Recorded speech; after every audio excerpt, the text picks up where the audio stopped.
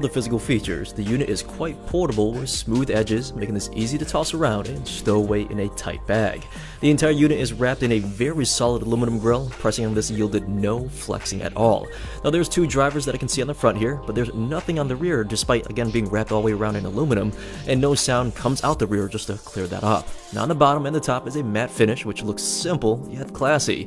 Although the speaker does give the look of having a bass radiator or maybe a woofer pointing upwards here, sliding a piece of paper all the way around proved there's no opening. The design is just purely aesthetic. Nonetheless, it's still a unique look though. Looking over the buttons, they're all touch sensitive and they all work very well. When the unit is on, the unit glows a very bright white and not a cheap dim looking LED.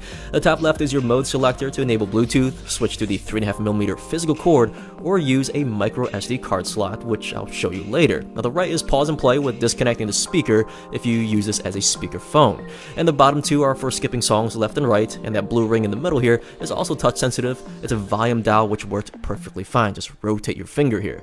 Now rotating to the rear, there's your on and off switch with a 3.5mm port to physically connect your device, a TF card slot, which is the acronym for trans flash, which SanDisk stopped using that name a while ago, but micro SD card slides basically right into this and plays music off of that.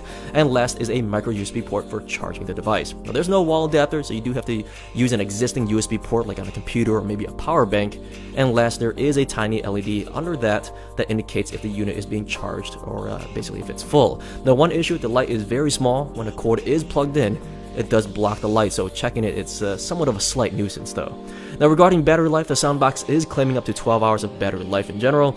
Like all my Bluetooth speakers I test, I did leave this on at 50% volume from a full battery to dead, and I personally achieved 14 hours and then I just stopped. Now regarding range, I did walk from one side of the house to the other, went downstairs, and had the signal pass through several walls with my Samsung S7, and no problems at all. That's about 40 linear feet.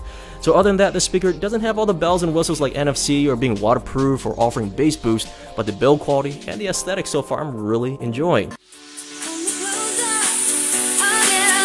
How deep is your love?